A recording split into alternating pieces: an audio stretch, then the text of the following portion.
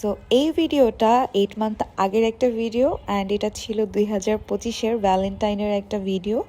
And এই দিন আমরা লাঞ্চ করার জন্য বের হয়ে গিয়েছিলাম। অ্যান্ড আমার আশেপাশে সবাই জানে যে কোনো অকেশন সেলিব্রেট করতে আমার সবসময় ভালো লাগে। সো আমরা বাসা থেকে খুব কাছেই 20 মিনিটসের ডিস্টেন্স বা তার কমও হবে এরকম একটা রুপটপ, ওখানে চলে গিয়েছিলাম। অ্যান্ড যাওয়ার সাথে সাথে যেটা করা হয় সবসময় সবারই, আমরা সেটাই করছিলাম, পুরো এরিয়াটা ঘুরে দেখছিলাম। অ্যান্ড এটা ছিল একদমই বিকেল বিকেল একটা ব্যাপার। সো এই টাইমটাতে রোদের তাপটাও কম ছিল আর খুব সুন্দর একটা ওয়েদার ছিল।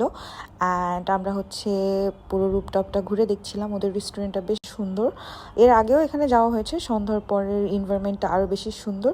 সো মোটামুটি মানুষজন সব জায়গায়, ভ্যালেন্টাইনে আমরা সবাই জানি প্রচুর মানুষ থাকে। অ্যান্ড এই যে শাড়িটা দেখতে পাচ্ছেন, এটা কিন্তু আমি নিজেই ডিজাইন করেছিলাম এদিন পরার জন্য।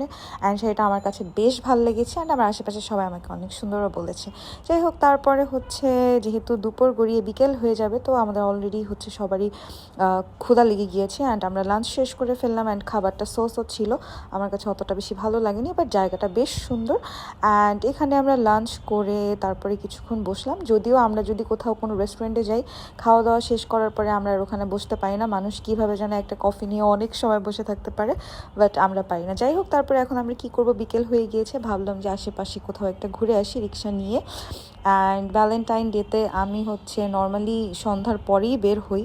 সো এই দিন যেহেতু দুপুর বের হয়েছি, অ্যান্ড আশেপাশে যাবো কোথায় এটা চিন্তা করতে করতে মনে হলো আমরা চন্দ্রিমা উদ্যানের দিকে যাই। অ্যান্ড এখানে যখন চলে গেলাম, দেখলাম যে এখানে লিটারেলি মানুষের মেলা চলতেছে। সো যাই হোক, মানুষ দেখছিলাম অ্যান্ড হাঁটছিলাম।